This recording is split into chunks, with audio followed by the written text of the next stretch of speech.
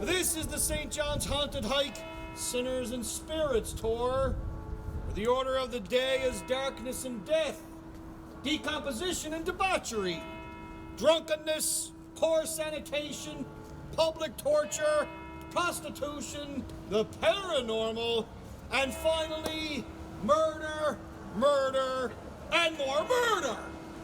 As a result, neither I nor the offices of the St. John's Haunted Hike, nor hauntedhike.com, or any of its affiliates can be held in any way responsible for your personal safety, your emotional stability, nor your spiritual well-being. Hi, we're here at the St. John the Baptist Cathedral with Dale Jarvis. So Dale, how long have you been doing the haunted tour?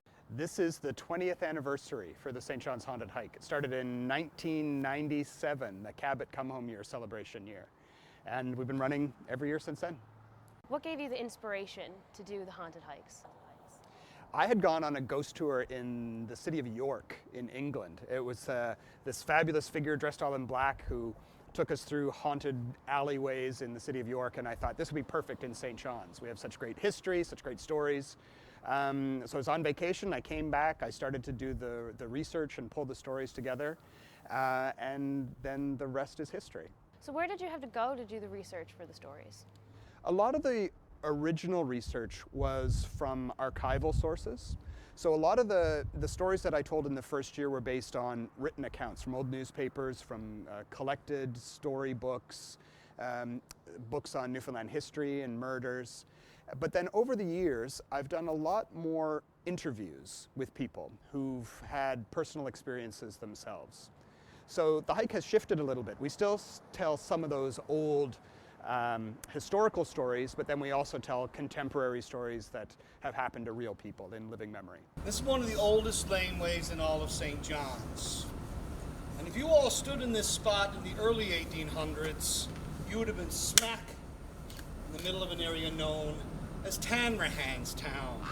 A maze of tightly packed, poorly constructed houses, garbage-filled ditches, and open sewers. Hanrahan's Town, it was possessed of a rather unsavory odor and an equally bad reputation. In those days, proper and respectable gentlemen, well, they wouldn't walk alone at night without carrying some sort of stick for protection. For reasons unknown, the man he had killed his wife, butchered and preserved her corpse, walled her up inside a closet, and then, feigning sorrow, had fled the scene of the crime. And from the moment her savaged remains were found in that closet, up until the time that that house was finally destroyed by fire, that home it was known to be haunted. Well, what did you have to do to make the haunted heist thing? Were there any permits you had to get or anything like that? The biggest thing that I had to do was all the research and pull the stories together. And at that point, there really weren't a lot of walking tours in St. John's. One thing we have to be careful about is there's a noise bylaw that comes in at 11 o'clock. So I don't want to be outside someone's window yelling ghost stories past that time. So yeah, we always were careful to end before that point. So how long do the tours normally run? The tours generally run about an hour and a quarter. That's generally how long it takes. If we have a bigger crowd, it might take a little bit longer than that. I find that over an hour and a half, people start to get a little restless. So keeping it under the hour and a half mark has proven to be a good thing.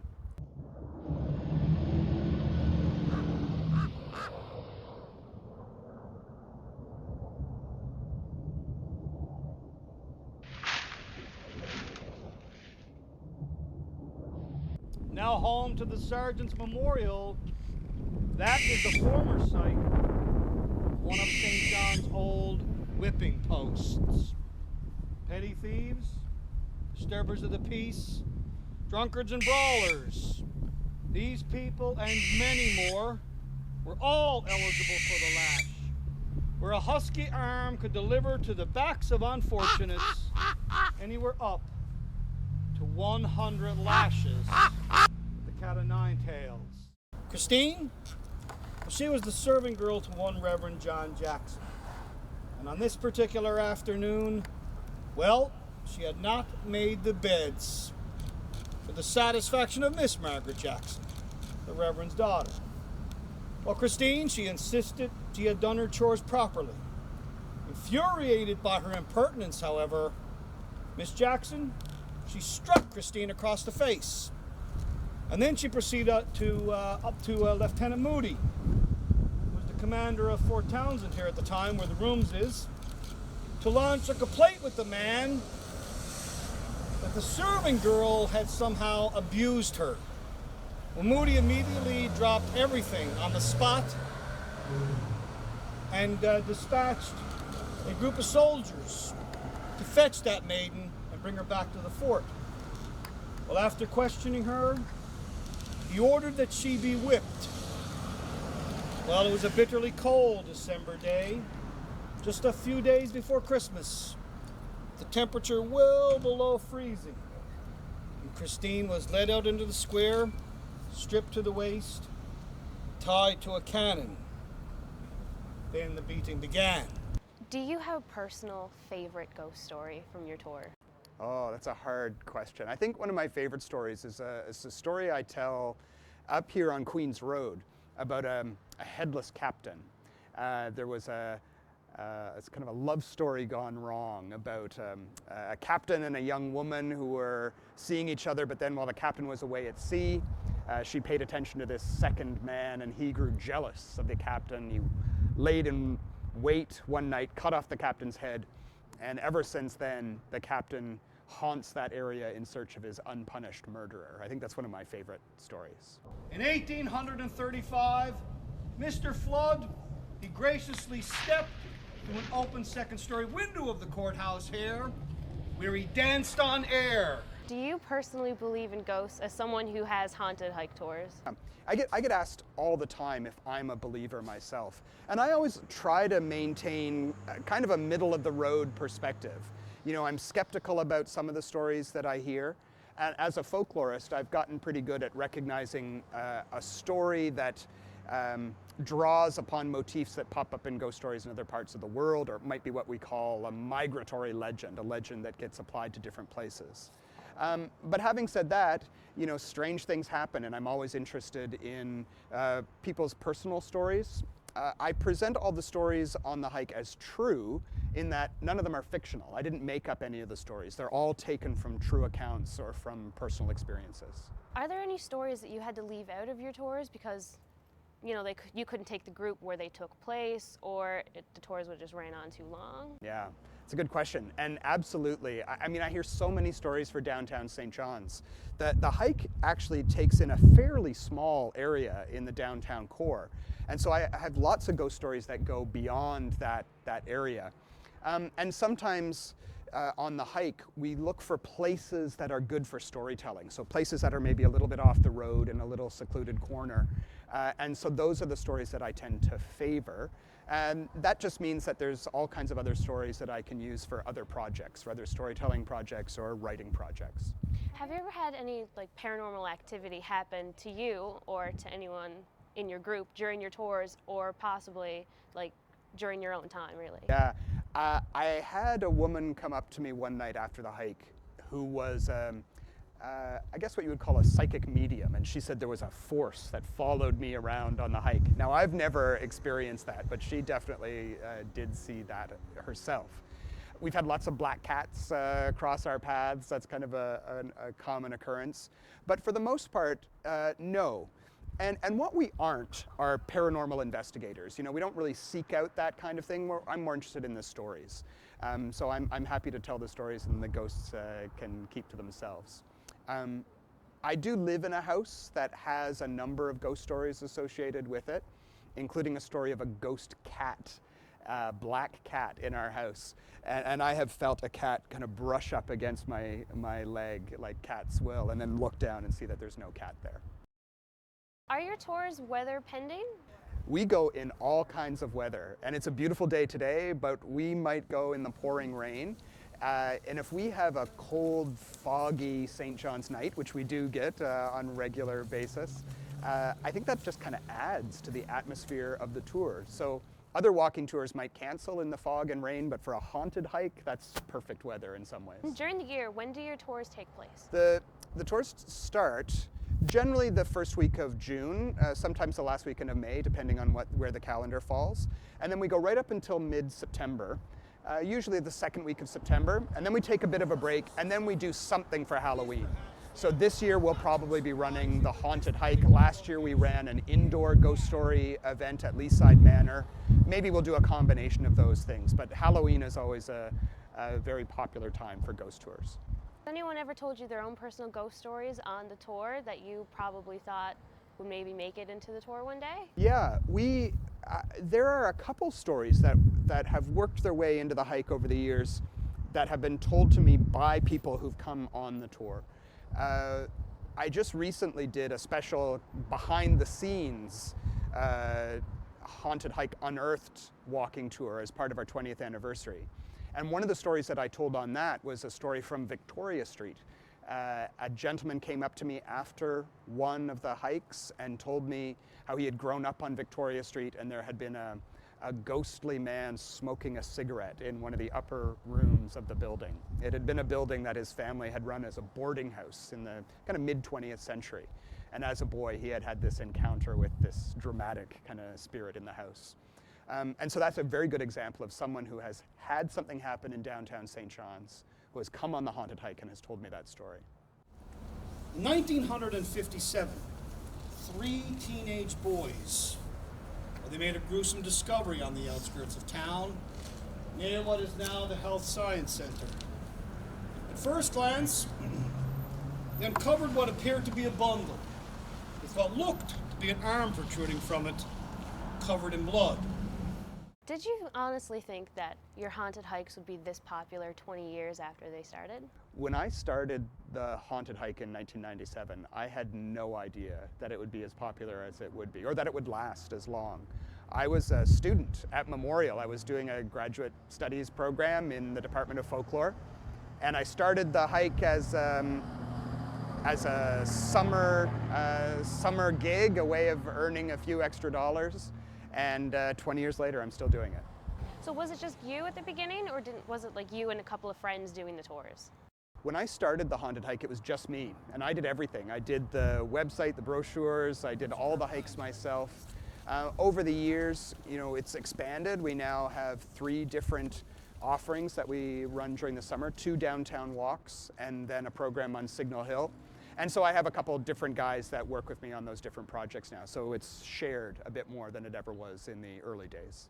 A lot of the stories are from back in the 1800s and everything like that. Are there any ghost stories that you've been told that are more recent? Yeah, absolutely. And I actually love the really contemporary stories. One of the stories that I've told on the hike is about a house on Duckworth Street where 3 women lived with an apparition they nicknamed Phil. And one of the women that I interviewed claimed at one point that the door kind of opened and she was alone in the room, and she said for whoever it was to enter, and the door opened and then closed and she could feel someone get in the bed with her. So that's a very contemporary story. Another story that I have told on the hike and I haven't told in a while is from just around the corner from where we are now. A woman a couple years ago emailed me a story telling me that her and her friends had been home one night and all of a sudden they heard a siren and there was a pounding at the door. They opened the door and there was a fireman standing there. And they said, "Oh, we've come about the fire." And these girls were kind of confused and they said, "There's no fire here in the house." And their neighbor came from across the street and said that he had been the one to phone the fire department because he had looked out his window and had seen the entire building wreathed in flames. So this ghostly fire. And so those are 2 examples of very, very contemporary stories. I'm constantly hearing stories from people about experiences that they're having right now. And I love incorporating them into the hike because it's not all history, some of it is modern day hauntings.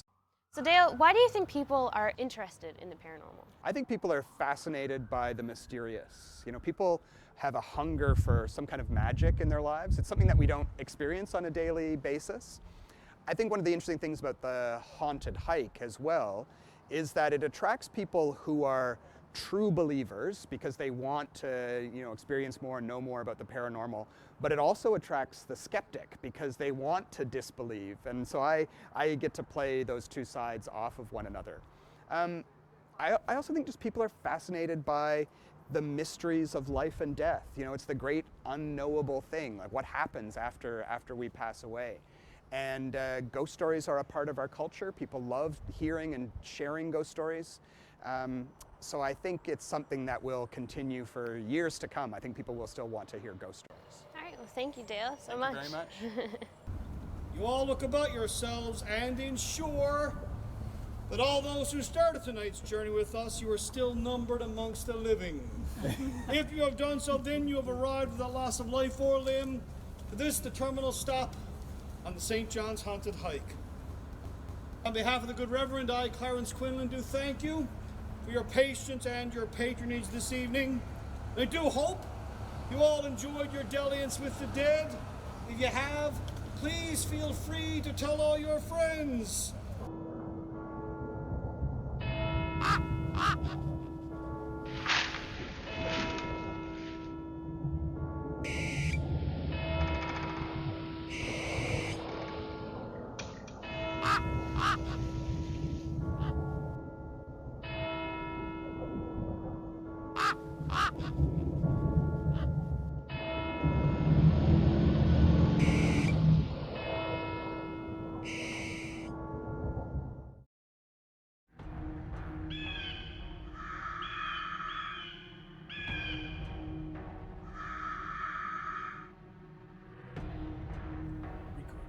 The Masonic Temple is a landmark in St. John's. The building is now a performing arts center owned by Spirit of Newfoundland. But the past owners and strange rituals, basement family dwellers, have left phantoms waiting in the wings for their chance in the spotlight. Peter Halley tells us more. Yeah, the Masons lived here until 6 years ago.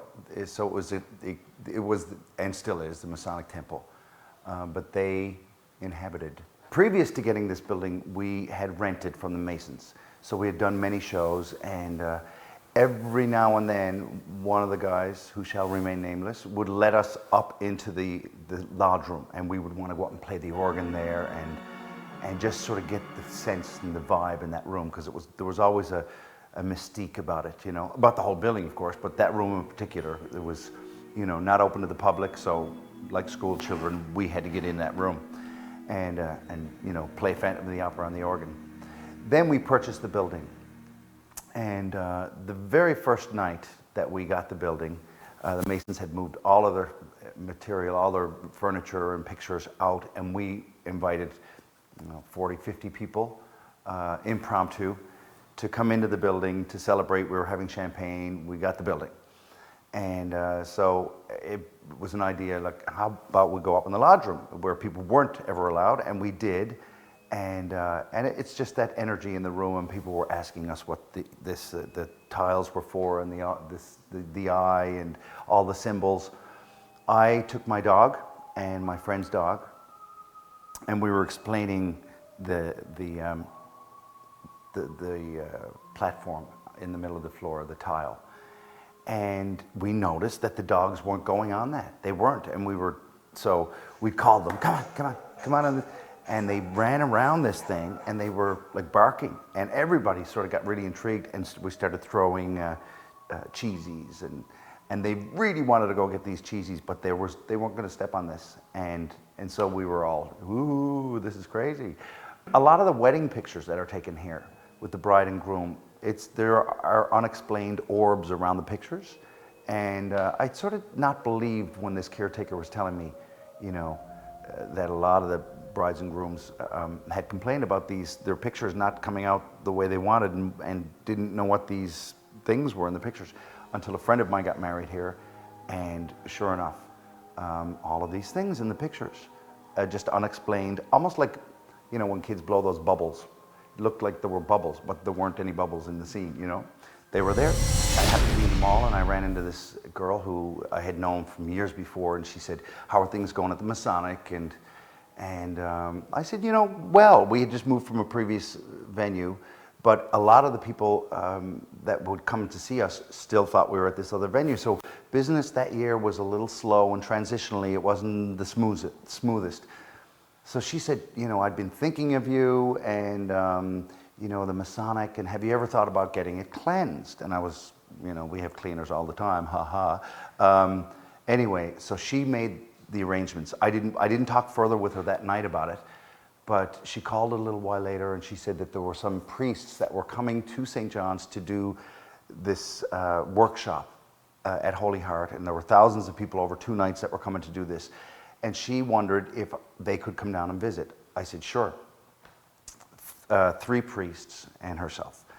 And they came in, and myself and my business partner were here, and they came through the building, and they were sort of looking at each other and communicating that way, and we were curious about what they were saying to each other without really saying anything. Asked if I was a baptized Christian, Catholic. I said I was. My business partner, Kathy, wasn't Catholic, so they said, if you don't mind, we'll allow Peter to come into the room and when we go into the lodge room. So they went up there, they had their robes on, and one of them said when we came in, when they walked in, they said, did you feel that? And the other priest said, I did. And one of them said, we don't like it. They don't like it that we're here. And I was like, okay, this is interesting. They literally did an exorcism, you know, and they sort of cast energies out of the room and sprayed holy water, and, you know, gave us some suggestions to cover up some of the symbols. I sort of took it very lightly, but, you know, you're curious as well, because you just don't, if someone is convincing enough about what they believe, then you go, oh, well, I'm gonna, you know, I'll go along with that, sure. And it was just after that point that everything sort of turned around for us. The energy in the building was, we thought, much better. Business certainly turned around and has really increased, and you know, and sort of went on the right path almost right after that. You know, some people have come in and said they've heard music and, oh, I think I just saw someone, and, you know, you take it with a grain of salt.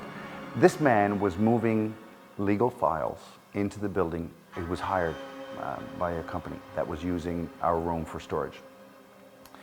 And several of the men had already gone up over the stairs, and he came up with a box and said to this man, he hadn't been in the room yet, where do I lay these? And the guy, he said, just looked at him, and then he vanished. So he came down over the stairs and went outside and said, I'm not going back in there. And so we went out and investigated why, and he told us that this is what had happened. He went up with the box and he saw this guy, as large as life, in front of him, and he said, where do I put these? And he vanished. And he was really funny. He said, you know, I need a cigarette and my nerves are shot. And this is what we've heard from a few people. He said that he was a man, and he was tall, and he wore a black coat. Other than that, that was the description.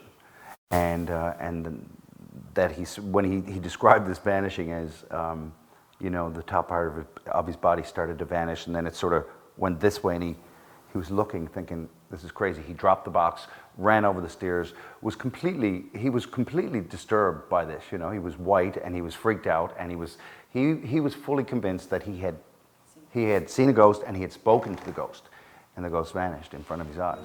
Caretaker of the building for the last 15 years, John Warren, he has notions of who it is, various Masons throughout the years.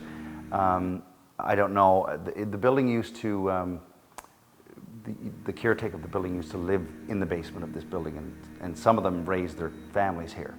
So I think the old caretaker of the building feels as if it was one of the people that used to live here, and he's still in the building. Just across the street from the Masonic Temple is another St. John's landmark. St. John the Baptist Anglican Cathedral is a beautiful example of Gothic architecture. In its courtyard is a cemetery where you may not want to find yourself alone at night. The first cemetery in St. John's was this churchyard.